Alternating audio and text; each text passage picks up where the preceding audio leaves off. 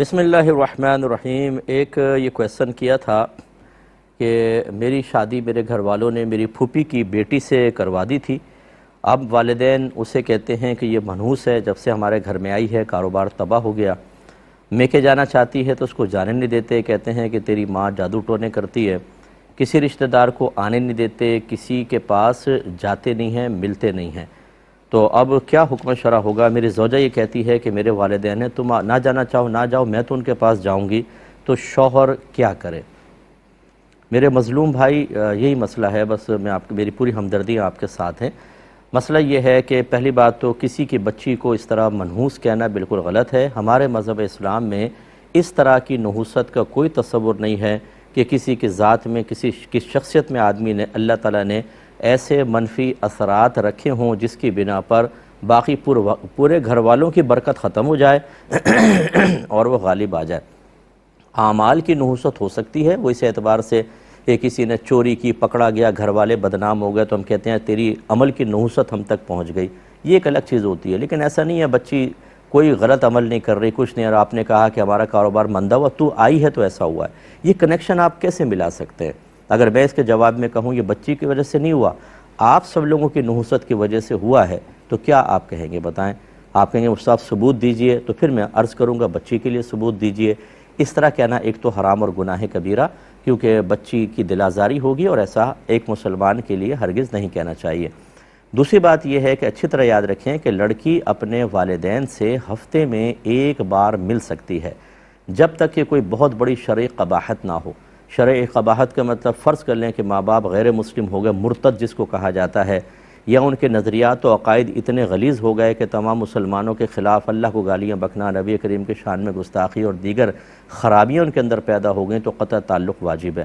لیکن اگر ایسا نہیں ہے، ایک مطلب فرضی سی چیزیں، موہوم سی چیزیں، کسی کے بتائی ہوئی باتوں میں آ جانا، جادو ٹونا کرواتے ہیں آپ کے پاس کیا ثبوت ہے جادو ٹونا کراتے ہیں؟ وہ جی فلاں عامل صاحب نے بتا دیا، تو اس عامل سے آپ یہ کیوں نہیں کہتے؟ میں تو بار بار یہ کہتا ہوں ہر عامل غلط نہیں ہوتا، نہ ہر عامل کوئی یہ دعویٰ کرتا ہے کہ میں جو کچھ کر رہا ہوں بتا رہا ہوں 100% شیورٹی کے ساتھ ہے، لیکن جو اس طرح بتا رہے ہوں شیورٹی کے ساتھ، جیسے تو ان کو علم غیب حاصل ہو گیا، تو آپ یہ کیوں نہیں پوچھتے کہ بتاؤ میری جیب میں کیا ہے اس وقت، میں کیا کھا کر آیا ہوں، بتاؤ میرے چاچا کا نام کیا ہے جو دبئی کے اندر رہتا ہے، اور چاچا ہو نہیں، اس سے نام ذرا پوچھیں نا۔ تو اگر اس کو اتنی معلومات ہے سب بتا دے گا۔ یہ سب ڈرامے فراڈ کرتے ہیں، اور دیکھیں کیسے دلوں میں بدگمانیوں کے بیج ڈال دیتے ہیں کہ ٹکڑے ٹکڑے ہو جاتے ہیں لوگ، قطع رحمی پھیل جاتی ہے۔ آپ لوگوں کے لیے آخرت میں بہت سخت سزا موجود ہے۔ میری باتیں سن کے غصے میں تو آ جاتے ہیں، یہاں تسبیح گھمائی جادو ہے، یہ تسبیح گھمائی ٹونا ہے، تم پر بندش ہے، فلاں ہے۔ لوگوں کو آپ بدگمانیوں میں ڈال رہے ہیں، اللہ سے توجہ ہٹ گئی، رسول سے توجہ ہٹ گئی، صبر و تحمل ختم ہو گیا، اللہ کی رضا پہ راضی رہنا، مسائل تقدیر سب فراموش کر دیے۔ اب ایک بندہ مؤثر حقیقی معاذ اللہ فاعل حقیقی کی مثل آپ نے کر دیا ہے، رشتہ داریاں توڑوا دیں آپ نے، بدگمانیاں دل میں ڈال دیں۔ کچھ تو خدا کا خوف کریں، اور ہماری یہ باتیں سن کے غصے میں آ جاتے ہیں۔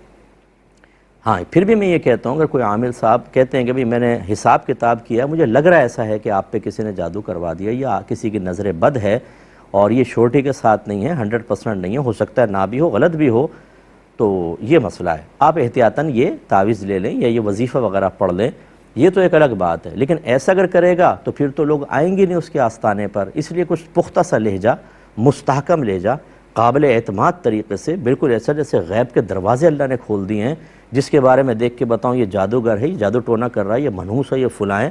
ارے یہ آپ کو ایسی کس طرح یہ چیزیں حاصل ہو گئیں؟ اس لیے خدا کا خوف کریں، یہ اس طرح کا الزام بھی نہ لگائیں۔